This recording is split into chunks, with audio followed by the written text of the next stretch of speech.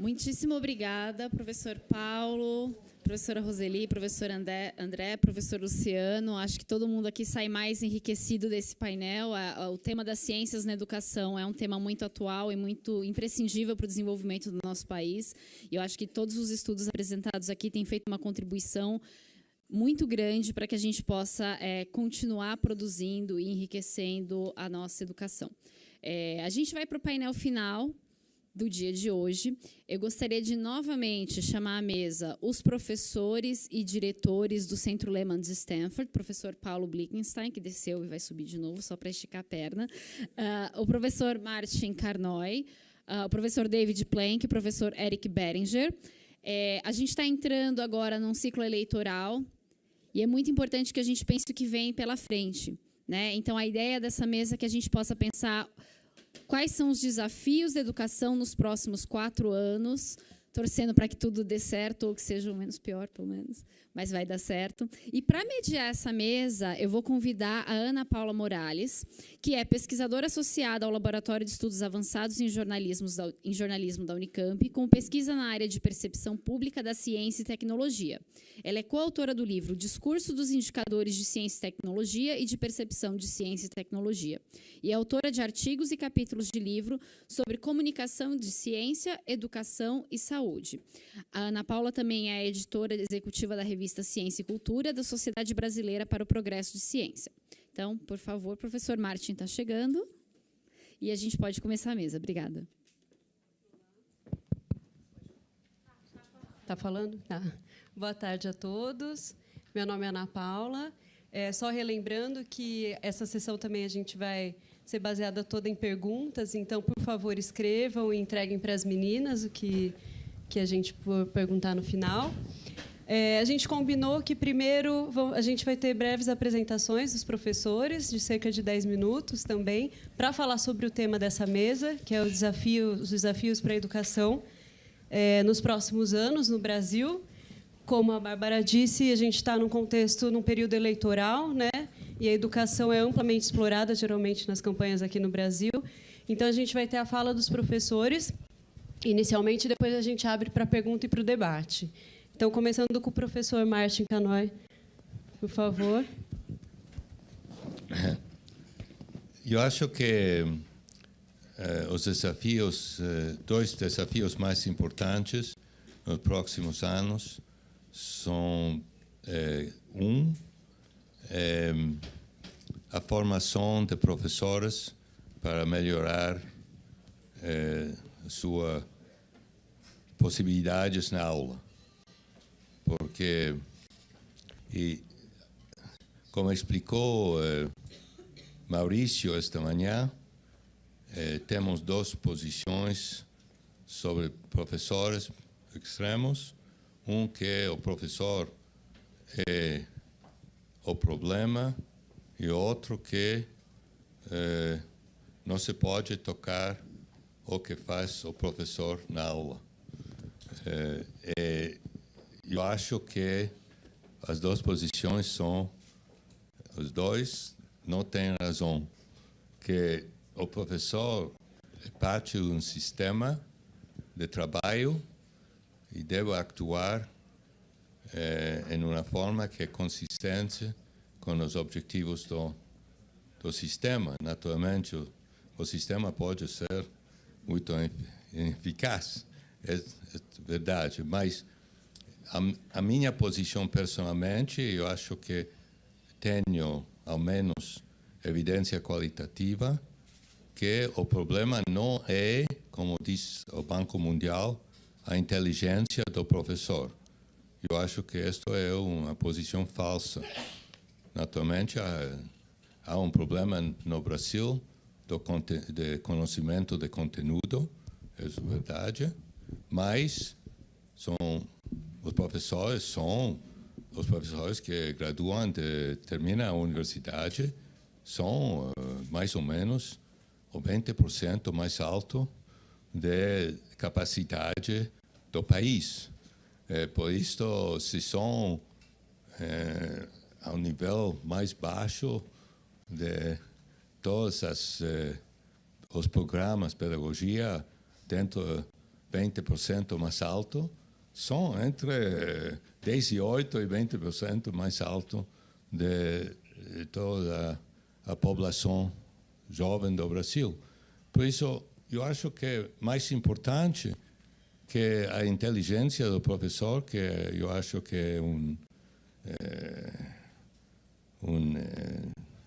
algo que não é tão importante, é a preparação dos professores nas universidades e outras instituições. E isto é uma coisa que podemos melhorar muito mais facilmente que recrutar um grupo diferente à profissão de docência, que custa muito mais dinheiro que melhorar a preparação.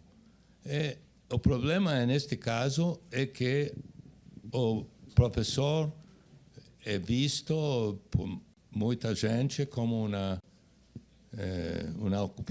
ocupação que cada pessoa pode fazer. Cada pessoa inteligente pode fazer essa profissão e não é certo. É possível que, se tomamos esta posição vis-à-vis médicos, eu imagino que a gente pode questionar a ideia que cada pessoa inteligente pode ser médico. Simplesmente com 2 meses de preparação podemos mandar pessoas a hospitais para analisar enfermidades, etc. Por isso, o problema é que devemos mudar o pensamento sobre a profissão de professores, que é uma ocupação difícil, e devemos preparar a gente. Okay. Este é o desafio. Preparação de professores é um alto nível de preparação, é desafio 1. Segundo desafio importante é a gerência a nível não de diretor. Muita gente pensa em diretor de escola. Eu acho que este é um desafio também, mas não tão importante que o problema de gerência a nível de estado, nível de região e nível de municipalidade. Porque uma vez que temos uma política, a implementação desta política, de vez em quando boa, é muito difícil se não se ter pessoas ao nível do Estado, sobretudo região e municipalidade, que sabem como implementar a política de uma forma que todo mundo quer participar, etc. Sabemos que certos estados, como o Ceará, têm uma posição de cooperar com municipalidades, e isto funciona muito melhor que não cooperar. Para fazer esta política de cooperação, se necessita também pessoas, administração, gerência, ao nível do Estado e municípios que sabem cooperar, que sabem como implementar políticas que são boas para aumentar a efetividade das escolas. Por isso, eu acho que estes dois desafios são, para mim, nos próximos 4 anos, os mais importantes, se devo escolher 2. Obrigada, professor. Agora convido o professor David Planck. Ok. Eu concordo completamente com Martin, mas queria dizer as mesmas coisas de um jeito diferente, não é? Porque eu começo com uma pergunta, que é o que tem que mudar no sistema educacional do Brasil? E o que tem que mudar, ultimamente, no fim das contas, é o que acontece na sala de aula, ok? E como é que Eu sou cara da política, não é? Eu sou cara do Estado, do governo. Então, como é que o governo pode mudar o que acontece na sala de aula? E a resposta certa não é com melhores políticas. Eu fico triste com isso, porque eu passei a minha vida desenhando políticas boas, para mim, pelo menos. Ótimos, mas a realidade é que o que faz a diferença é exatamente a implementação. Okay? Podemos ter políticas lindíssimas, faltando uma seriedade em termos de implementação, nada acontece, nada muda. Okay? Então, no meu ver, para o governo que vem, para os próximos 4 anos,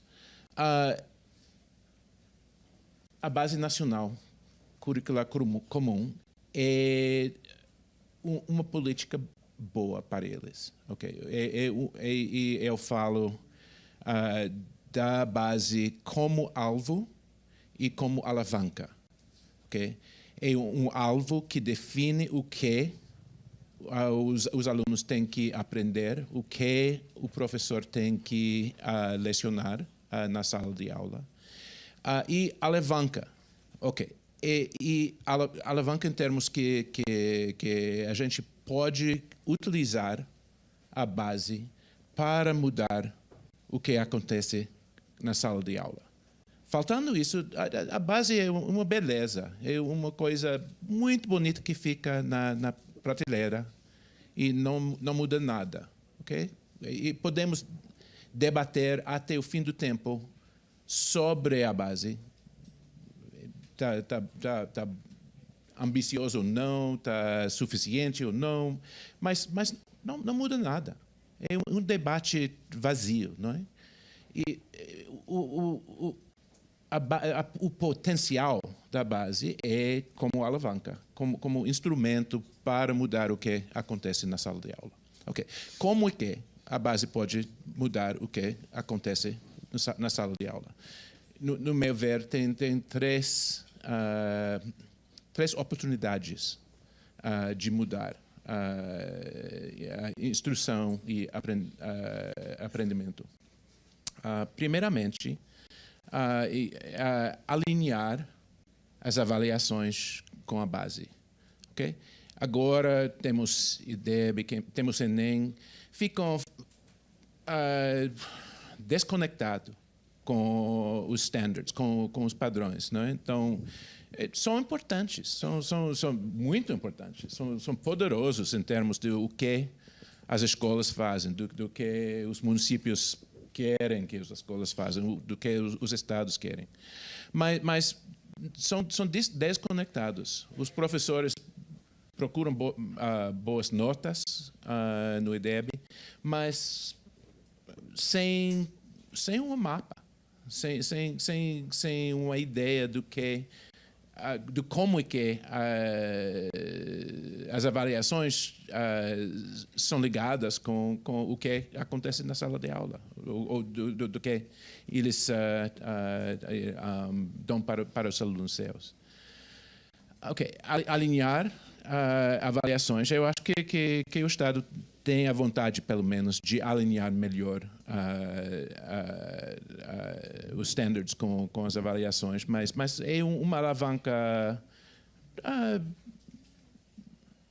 boa, mas não muito poderosa. A segunda é alguma coisa que Martin discutiu, que é a formação dos professores. E eu concordo que os professores precisam de uma formação muito melhor do que é hoje. Uma formação pré-serviço e em serviço. Mas não queria dizer isso perto de Martin, mas a história... O Martin é muito o meu amigo, mas não concordamos sempre. A história de programas de formação de professores é uma história triste. não é? Porque é uma alavanca boa, mas uma alavanca fraca. Depende da motivação do aluno, depende da motivação do formador, depende de muitas coisas, e não temos bons exemplos de programas de formação que mudaram a realidade na sala de aula. Pode melhorar, podem fazer diferença, mas não temos exemplos de um programa de formação que faz grande diferença no desempenho dos alunos. Então, para não sair da palestra chovendo, não é?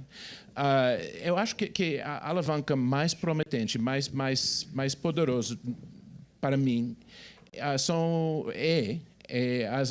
os materiais instrucionais e os livros didáticos. Okay? Porque, na realidade, o que acontece na sala de aula depende principalmente do livro didático. A grande maioria dos professores entram na sala de aula, abrem o livro didático e entregam a lição que se encontra lá no livro.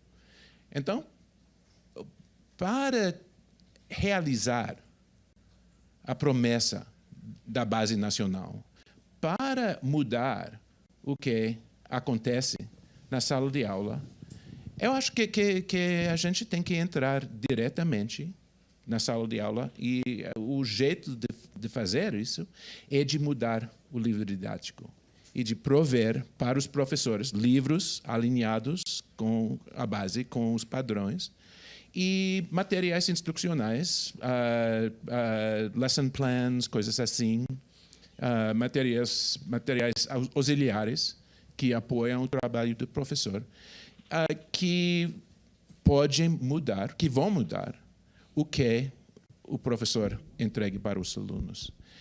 E faltando isso, temos ou a Base Nacional, temos as escolas de tempo integral, temos políticas deliciosas, né? mas que não fazem grande diferença sem esse enfoque na implementação e como é que mudar o que acontece na sala de aula. Okay. Obrigado. Obrigada, professor David. Agora eu gostaria de chamar o professor Eric Bettinger para fazer uma fala nesse sentido. Tá bom. Vou tentar fazer em português, mas eu falo tudo enrolado. Se você quer falar de religião ou algo assim, dá para entender. Mas quando eu falo de pesquisas, fica difícil às vezes. Bem, eu concordo com algumas coisas que eles disseram, mas a coisa que me preocupa mais é sobre a qualidade de ensino superior. Porque as pessoas que, se eles recebem uma maior experiência durante o ensino médio ou os básicos, se eles não têm uma oportunidade para ganhar um conhecimento que vai ajudar no trabalho, fica bem difícil para as pessoas. Se eles não têm um jeito para progressar, ou progredir, ou para melhorar a vida. E o medo que eu tenho no Brasil, as pessoas mais pobres não têm acesso às instituições públicas. A maioria das pessoas vão para lugares privados, a maioria das pessoas vão para for-profit universidades que quer lucro, quer algo assim. E não sabemos muito da qualidade desses programas. Nos Estados Unidos, esses programas, a maioria da evidência que temos diz que essa não ajuda com os trabalhos e não melhora as vidas das pessoas. E uma coisa, se você quiser fazer uma coisa e aprender mais, mas você não tem esperança que você pode conseguir um trabalho melhor, fica bem difícil. Podemos melhorar muita coisa, mas se você não tem jeito para chegar lá, não dá nada. Então, eu tenho medo, preocupação sobre isso. E não sei, talvez essas universidades são muito boas, mas não temos muita evidência que essas universidades verdadeiramente estão ajudando os estudantes a melhorar suas vidas. Essa é a primeira coisa. A segunda coisa, eu concordo que provavelmente os professores são provavelmente a política que temos que fazer, mas uma coisa que mudou meus pensamentos sobre essa foi uma vez eu fiz uma pesquisa em que eu olhei todos esses talvez tenha que explicar. Vou tentar explicar em português. Eu fiz um survey de 30 mil estudantes nos Estados Unidos. E com esses estudantes, eles falaram muito com os pais, os professores, sobre as possibilidades depois do ensino médio. E então, imediatamente ficamos bem, mas se ensinarmos mais para os professores, talvez eles possam ajudar a encontrar oportunidades melhores. Mas o que aconteceu? No ano próximo, todos esses estudantes, vimos onde eles foram para a universidade. E os professores, as conversões com eles não ajudam nada para entrar na universidade. Foi as conversões com os pais. Essa foi a coisa mais importante. Quando fazemos alguma pesquisa sobre a ensinamento, o test score, uma prova, algo assim, os professores são importantes, mas os pais são mais importantes. E as pessoas agora que estão chegando para a universidade, esses são os pais do futuro. E se eles não recebem uma oportunidade boa, então não conseguimos.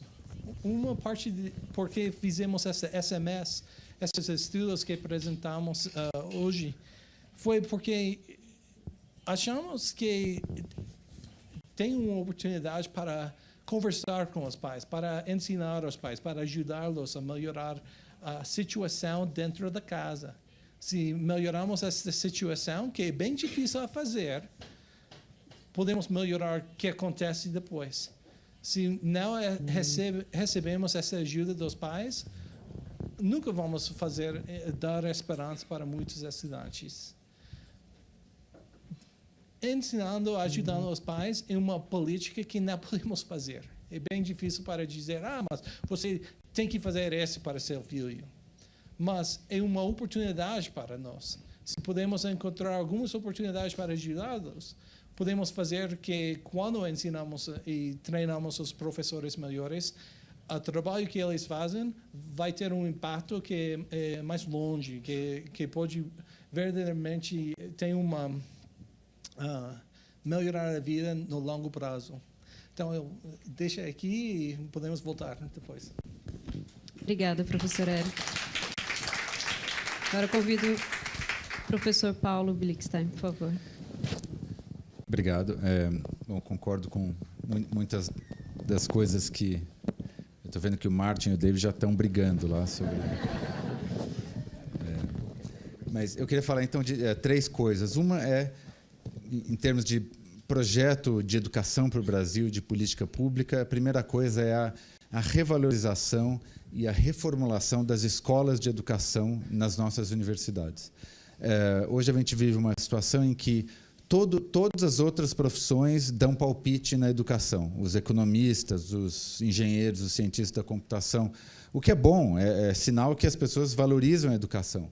Mas tem um componente no debate nacional brasileiro que está faltando, que são das pessoas que trabalham com educação como trabalho de tempo integral, que são as pessoas que são das escolas de educação, os professores e tudo mais.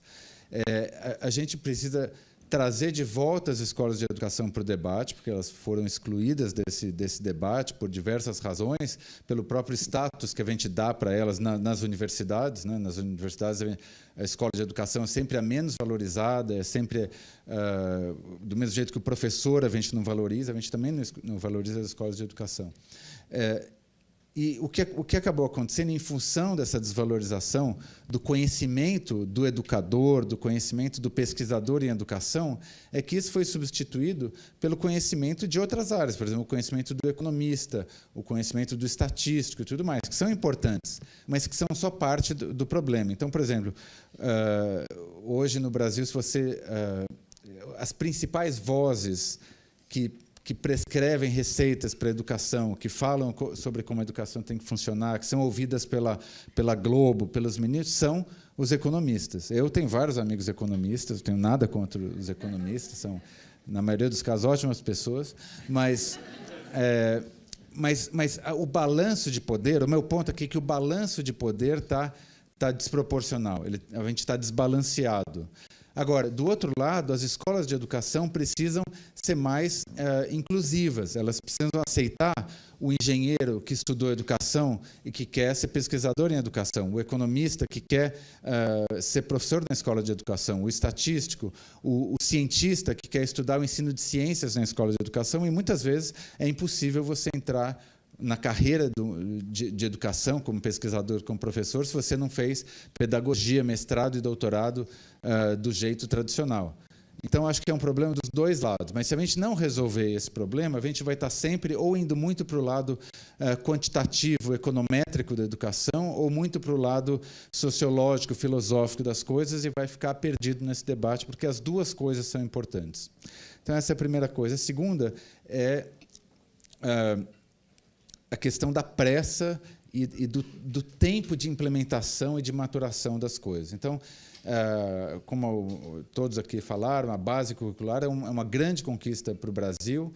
Agora, me preocupa as pessoas falando, não, a gente vai implementar a base em 1 ano. Né?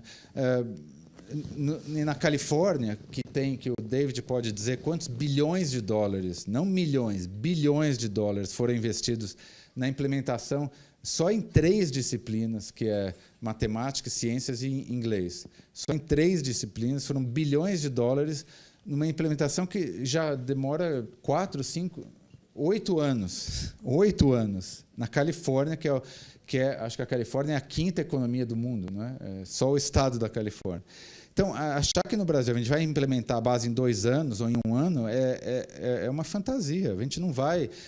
O tipo de tempo de implementação dessas coisas é muito mais longo. E se a gente apressar, acaba que a coisa, que em inglês a gente chama de crash and burn, né? Que você explode e o avião cai, né? em chamas.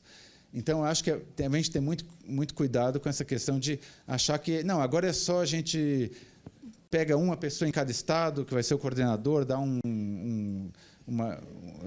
cada um acha um município, um coordenador e tal, a gente faz umas reuniões. Eu acho que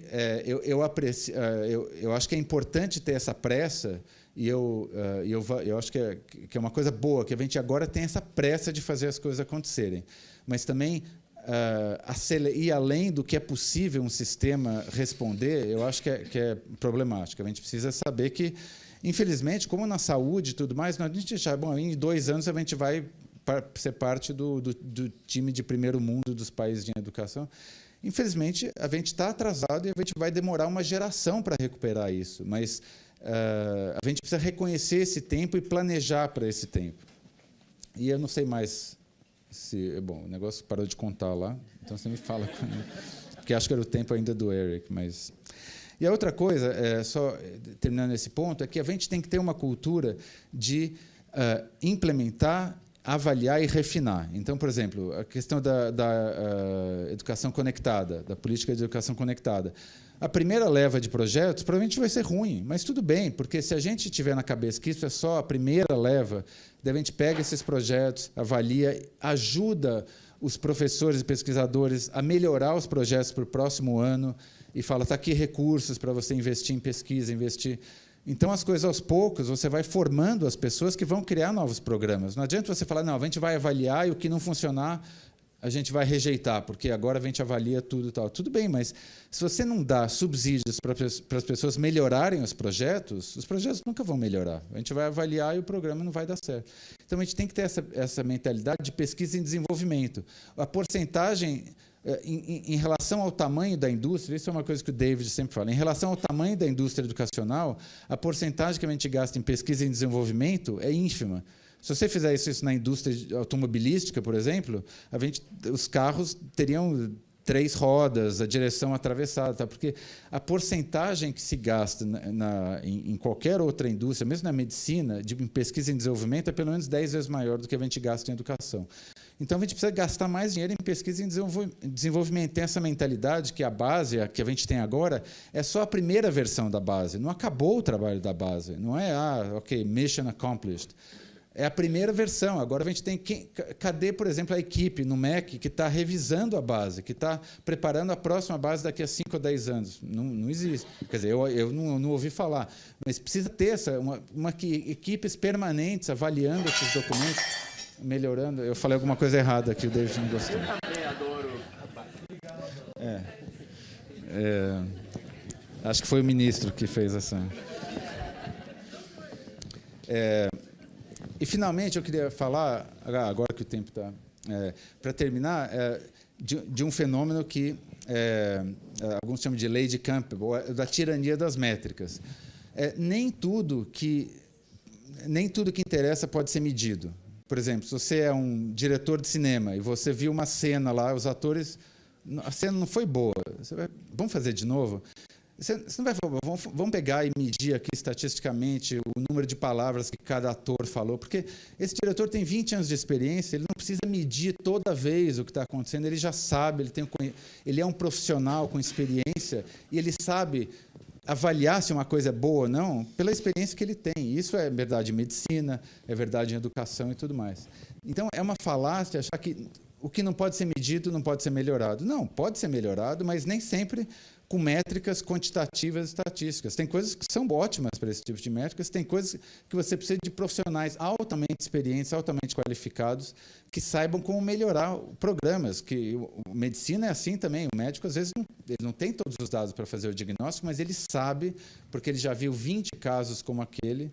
Então, a gente tem que saber, as métricas são boas, mas elas não são um remédio universal para a educação no Brasil. Não é tudo que não pode ser medido, então a gente vai começar a medir tudo. Tem coisas que são medidas de outro jeito, são medidas pela experiência do profissional. E tem métricas que viram contra o criador, né? Então, por exemplo, estava mesmo aqui falando, não vou citar nomes, mas com uma pessoa que foi secretário de Educação de um grande estado brasileiro, que está aqui na primeira fila e tal. A gente estava conversando com o Maurício Holanda. A gente estava conversando que, por exemplo, uma cidade que tem um ótimo IDEB. Então, está bom. E daí, no ano seguinte, a cidade cai meio ponto no IDEB. Pronto, acabou. A cidade é um fracasso, está em decadência. Vai o jornalista lá, fala, o que aconteceu? Bom, a diferença de um IDEB 8 para um IDEB 7,5 não faz diferença nenhuma. A cidade está fazendo uma ótima educação. Mas se a gente exagera o uso dessas métricas, e se a gente começa a ficar obcecado por rankings, quem que é o primeiro, quem que é o segundo, qual que isso distorce o próprio sistema que vai começar a atender métricas que não são mais as métricas que refletem o aprendizado, são as métricas que refletem outras coisas, e os administradores puros vão ficar escravizados por métricas, mesmo depois que as métricas já não são mais eficientes. Elas só estão medindo se o IDEB é 9 ou 9,1, que não faz diferença nenhuma para os alunos da escola. Então, a gente tem que ter cuidado também em usar as métricas com cuidado, com moderação, e saber quando as métricas estão trabalhando contra a gente. Por exemplo, a gente vê os rankings do Enem. O que aconteceu? As escolas particulares começaram a se dividir em várias escolas menores e começaram a colocar os melhores alunos em uma dessas escolas, que tinha o mesmo nome da escola matriz, e falar, a escola X é primeiro lugar no Enem, mas era uma escola fictícia que tinha 30 alunos, que a escola já... Então, tem essas consequências dessa obediência cega, as métricas aos rankings, que a gente precisa olhar com muito cuidado também. E confiar no profissional da educação, confiar nos formuladores de políticas públicas que têm conhecimento profundo sobre as coisas, como as coisas funcionam. Então, acho que é uma coisa importante também. E, finalmente, nos 10 segundos que eu tenho, falar mais da minha área, que é a tecnologia da educação. a gente tem que saber, de uma vez por todas, e escrever assim por um monumento lá em Brasília que a tecnologia não substitui o professor. Da mesma maneira que o médico usa a tecnologia para melhorar a prática, mas não para substituir o que ele faz, a mesma coisa, o professor vai usar a tecnologia para melhorar o que ele faz, não para substituir o professor.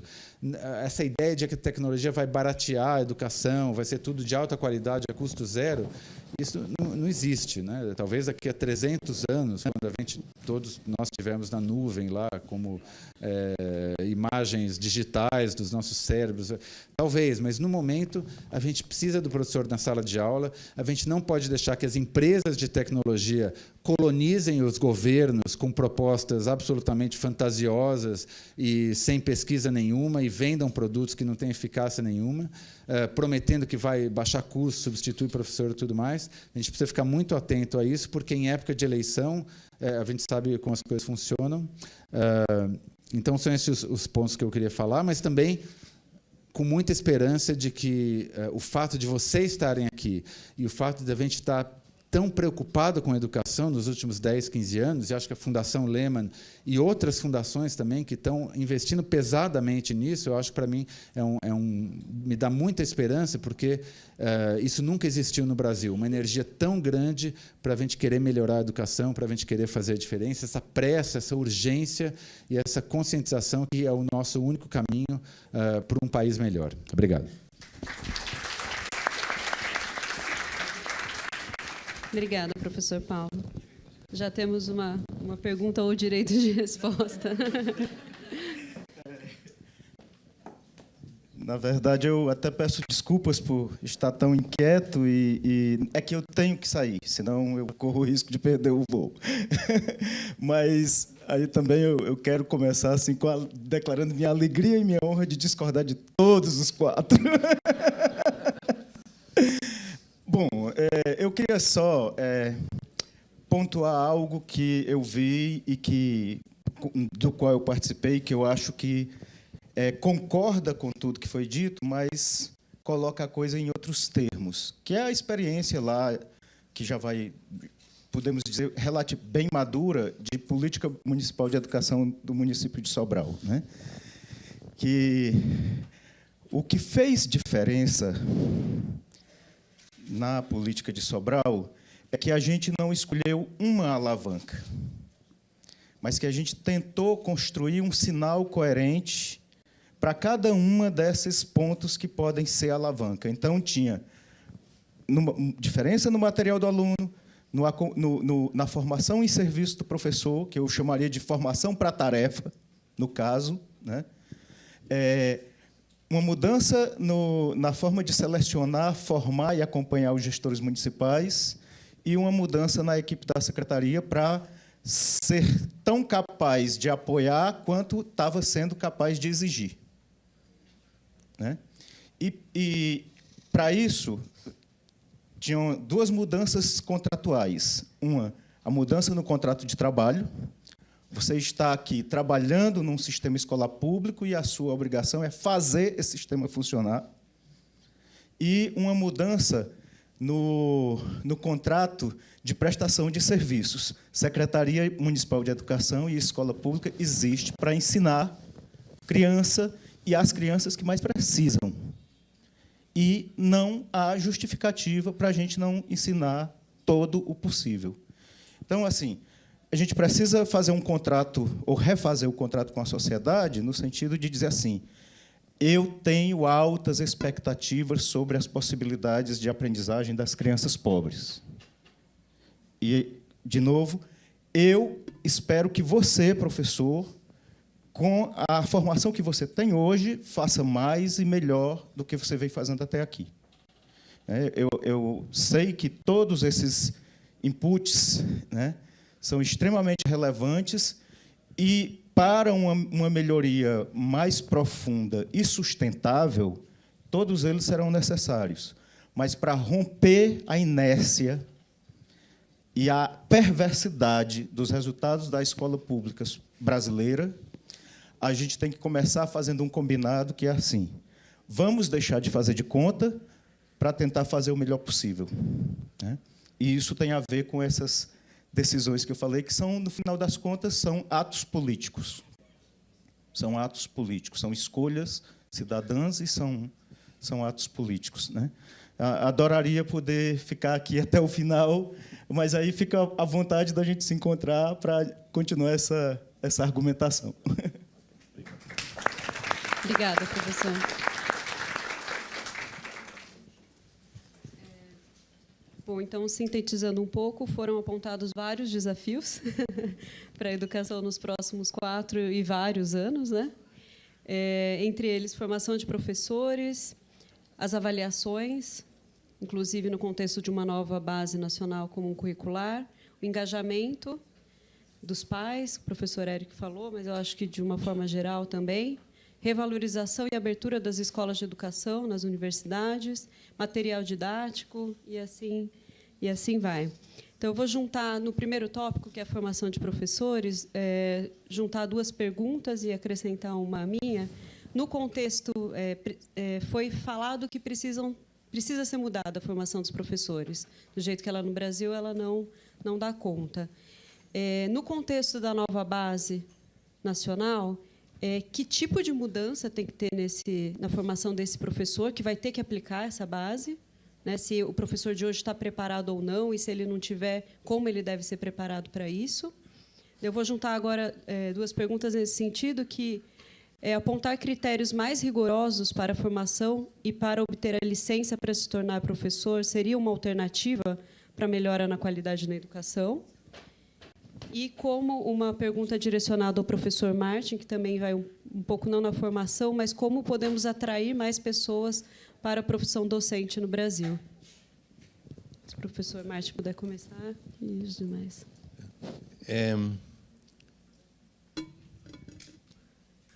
Eu acho que vou ignorar esta pergunta, porque eu acho que atrair mais gente à profissão requer mudar completamente a profissão, e eu acho que isto não vai passar, não vai acontecer. Que para mudar a profissão deve dar prestígio à profissão, deve pagar muito mais dinheiro que não vão a fazer, e mudar completamente a profissão. Eu acho que isto é tão longe, tão politicamente, não quero dizer impossível, improvável, que devemos concentrar em como melhorar a preparação de jovens professores que querem ser professores, dar essas competências, que ser bons professores, de pensar que fazem bem, que sabem como fazer bem, profissionalizar a profissão. Eu acho que isto não vai necessariamente atrair melhor ou diferentes pessoas, mas eu acho que o que tenho visto no Brasil, também nos Estados Unidos, mais que 80% da gente que pessoas jovens, velhos, que estão na profissão agora, podem ser melhor professores, com preparação melhor.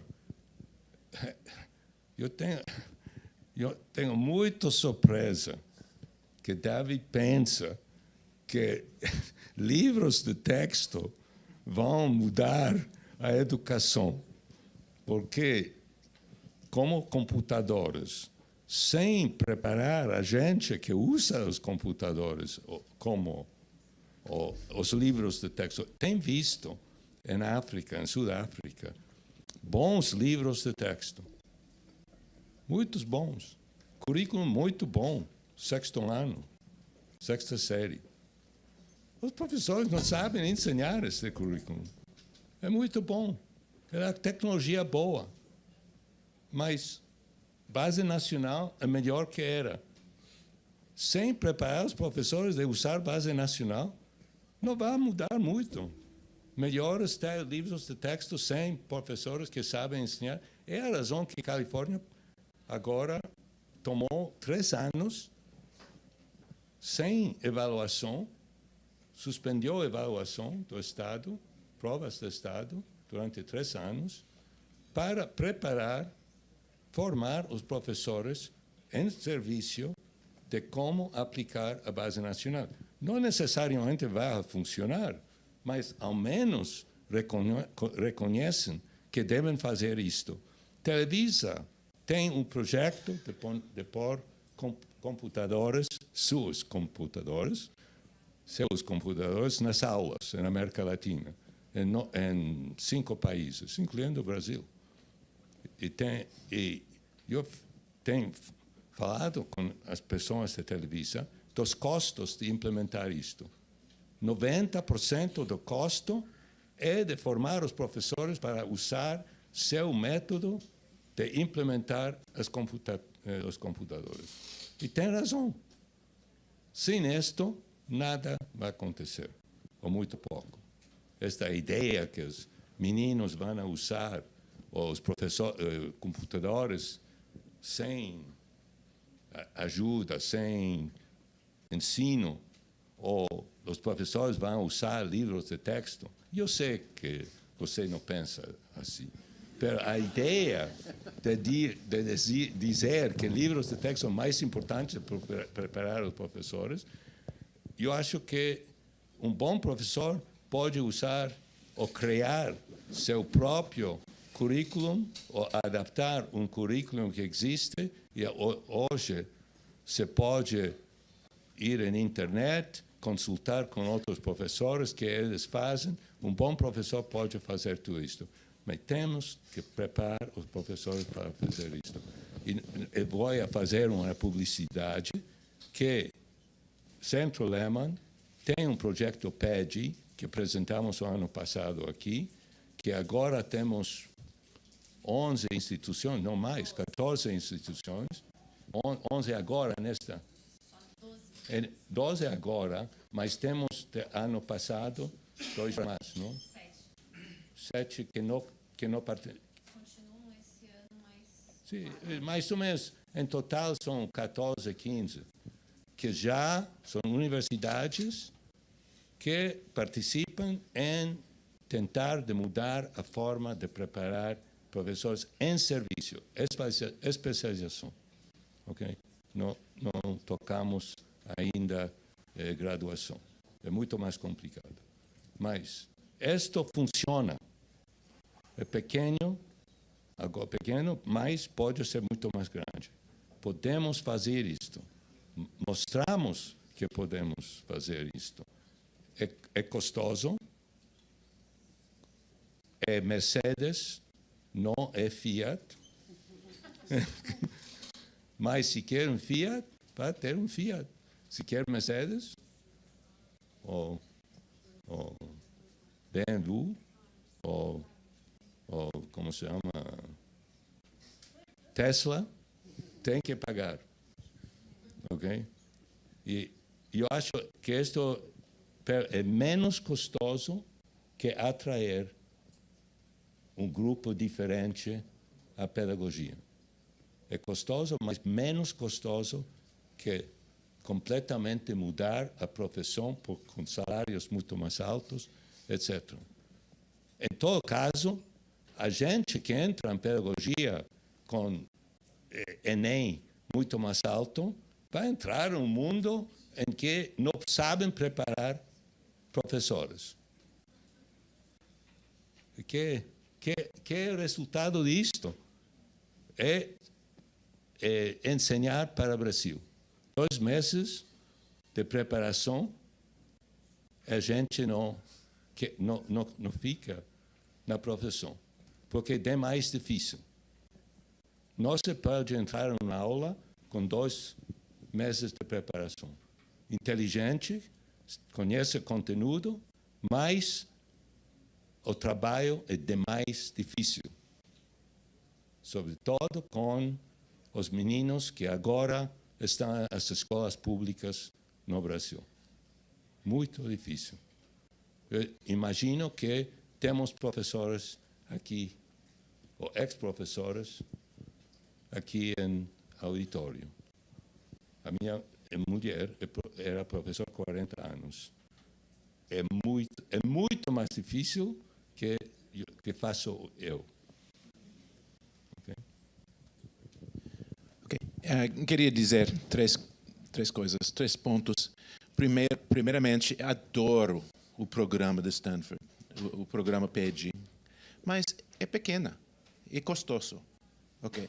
E a grande maioria, segundo ponto, a grande maioria dos professores que estavam nas salas de aulas no ano 2030 já estão nas salas de aulas. Então, entrar no formação pré-serviço é uma estratégia de longo prazo. Em serviço? Em serviço. São professores que já estão na sala de aula. Ok. Tá. Não entendi. Ok. Não sabia. Ninguém sabe. Ok. Em serviço. Mas ainda pequeno. Ok. Então, primeiro ponto errado. Ok. Não, primeiro ponto é certo. Não é pequeno, é custoso. Ok. Segundo ponto é errado. Então, entramos em serviço. Porque em serviço, para implementar a base nacional, é essencial. Pré-serviço é importante, mas precisa tempo demais. Temos que intervir com os professores já nas salas. Terceiro ponto é que os professores já dependem do livro didático. Okay? Martin disse que um bom professor pode utilizar qualquer livro. É verdade, mas não temos bons professores na maioria das salas de aula. Então, os professores dependem da qualidade do livro. E com livros melhores, livros alinhados com os padrões, teremos melhores resultados. Tem visto professores que não sabem ensinar a matemática no livro de texto. Simplesmente não sabem. Eu também vi. Mas você acha que um programa de formação em serviço vai melhorar muito? Você acha? Creia. Ok. Eu não creio. Não creio. Ok. Paulo.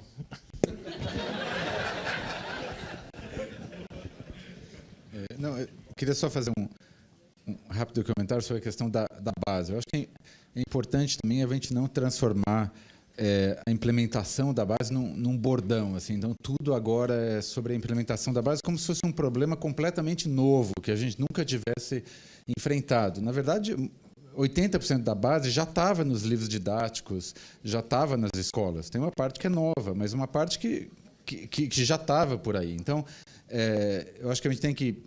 Claro, é importante ter essa marca, que a base é uma coisa nova, a gente tem que fazer, é importante para mobilizar as pessoas. Mas quem está fazendo isso precisa estar consciente que os problemas são os mesmos. Não é que, de repente, as escolas abriram as portas e falaram, ok, agora vamos começar tudo do zero. Né? As coisas ainda, os problemas são os mesmos. Eu acho que uma das coisas que a gente tem que pensar, de certa forma, derivando um pouco do que eles falaram, aqui eu tenho ouvido muito, é que a gente tem todos esses esforços públicos de implementar a base, que são fundamentais, mas a gente tem muitas outras instituições privadas, sistemas de ensino, redes de escolas, que estão muito interessadas em fazer o trabalho do Estado por conta própria e vender depois isso para os governos, para as prefeituras e tudo mais. Então, acho que nesse momento que a gente sabe que é um projeto dificílimo, a gente tem que ter muito cuidado para que os administradores públicos, os prefeitos, os secretários da educação, os governadores, não falem simplesmente, eu vou contratar um sistema de ensino que parece que eles fazem a base, eles implementam para mim a base. E daí isso vai ser o fim, né, do ensino público brasileiro, porque a gente vai ter empresas que não têm nenhum compromisso público de qualidade, nada, virando o principal mecanismo de produção de material didático, de ensino, de formação de professores no Brasil. Então, a gente tem que saber que isso tem que ser uma responsabilidade pública, que isso não pode ser terceirizado para sistemas de ensino, para empresas e tal, porque daí a gente perde o controle público dessas coisas e uma vez que você perde o controle, acabou, né? A gente não sabe mais para onde isso pode ir. Tem mais uma pergunta aqui da plateia, que é do Geraldo Silva Filho. Eu vou resumir, que é se os senhores não consideram que a educação infantil da primeira infância não é um dos grandes desafios na educação do Brasil, inclusive como melhoria para as próximas etapas, né? Então, não só ela em si, mas como consequente para a melhoria das próximas etapas também, né? Eu concordo completamente que a educação infantil é importantíssima para melhorar o desempenho dos alunos brasileiros ou dos alunos norte-americanos.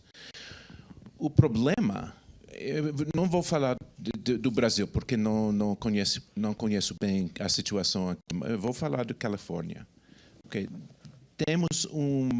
Não temos um sistema de educação infantil. Temos milhares de programas quase independentes, fora do controle público, e sem padrões de qualidade. No estado da Califórnia, a quinta economia do mundo, não do país, mas do mundo. E os professores, não temos padrões, não temos standards para a preparação dos profissionais na educação infantil. Então, deixamos esse setor para o setor privado. Tem programas públicos, mas são fragmentados, de baixa qualidade. Melhorar. Temos 30 fontes de recursos para educação infantil separados, completamente separados. Então, melhorar a educação infantil precisa pagar os profissionais no setor como os profissionais nas escolas públicas. Para a Califórnia é impossível. Completamente impossível.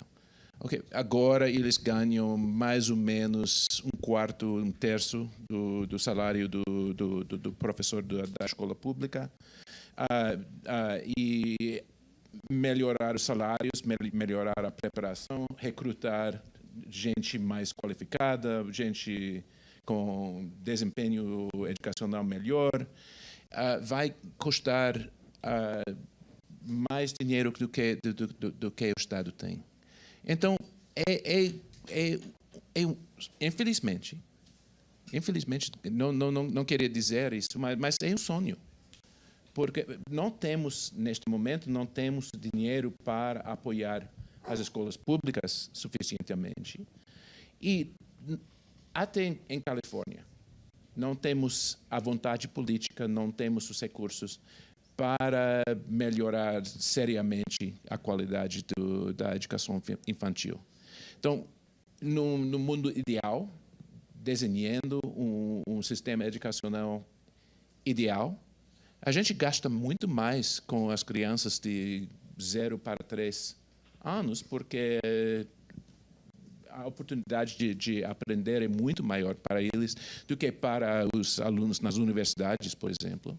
Mas gastamos 2, 3, 4 vezes mais para os alunos nas universidades do que as pequenas crianças. Então, não vamos mudar.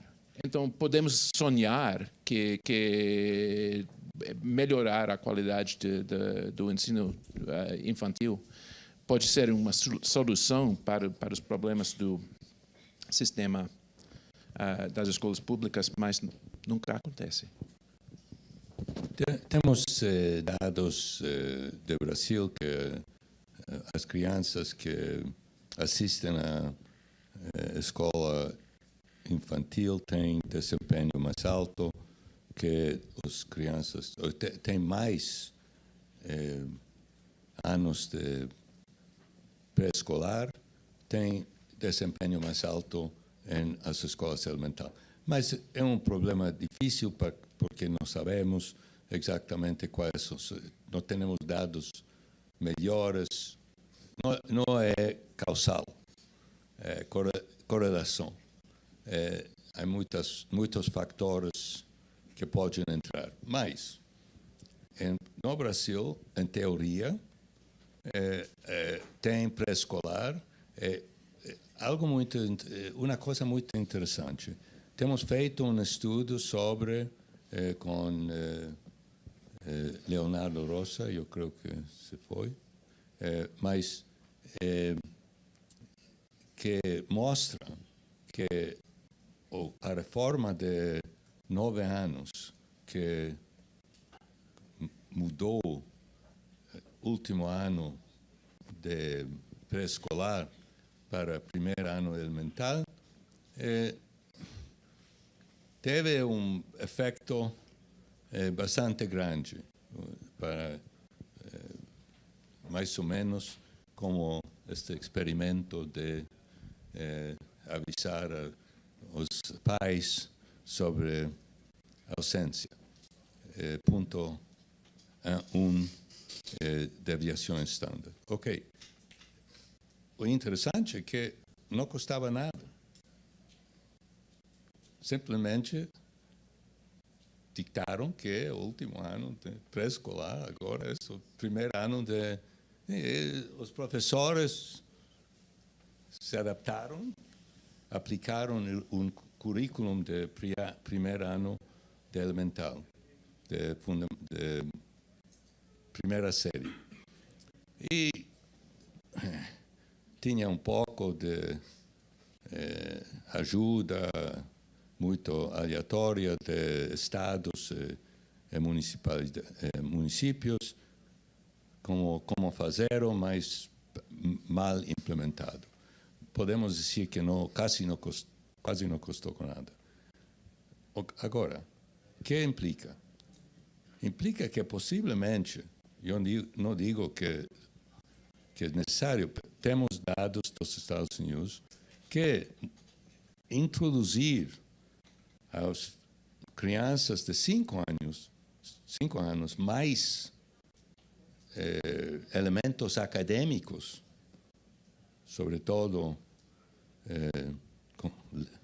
leitura, a 5 anos, pode aumentar ainda mais o desempenho na escola elemental. Eu acho que não tem razão. Mas a gente que odia isso. As crianças devem jogar, devem preparar-se socialmente, e tudo isso é verdade. Mas é possível que a um custo muito menor, ou muito baixo, você deve pensar nisso. Ok. Uma coisa mais. É interessante ouvir o que disse David, que tem razão. A Califórnia, 6º país, o 5º no mundo, 5º agora, antes de Inglaterra, não Inglaterra, United Kingdom, economia, 5ª economia do mundo, não tem suficiente dinheiro para financiar pré-escolar, que todo mundo sabe, agora economistas têm calculado que tem um rendimento alto em muitas coisas, não somente o salário, não somente a produtividade. Não tem dinheiro para fazer isto. Não tem dinheiro para as universidades. O custo da universidade em Califórnia não é 4 vezes a escola secundária, segundo médio. É um pouco mais. Porque todo o sistema estadual, que são 400 de são 800 mil ou 1 milhão de estudantes universitários em Califórnia. 450 mil delas vão ao sistema estadual universitário. Okay? Eu não falo de community college, junior college. Falo de 4 anos, universidade. O custo é igual a ensino médio por estudante. Okay? E isto quer dizer que o sistema não tem dinheiro para a educação, é economia rica, com muita gente rica, e não tem dinheiro para investir nem em um sistema de saúde universal, de proteção de saúde, de seguros para a saúde universal. Não tem dinheiro para isso. Incrível, não é? Não tem dinheiro para essas coisas. Por quê? Porque os impostos são altos em Califórnia, mas o sistema federal, que também dá dinheiro à Califórnia, sempre reduz os impostos e, por isso, não é suficiente para pagar esses serviços sociais. Okay. Professores, gostariam? Nosso tempo já acabou, mas os professores Paulo e Eric gostariam de fazer as ponderações.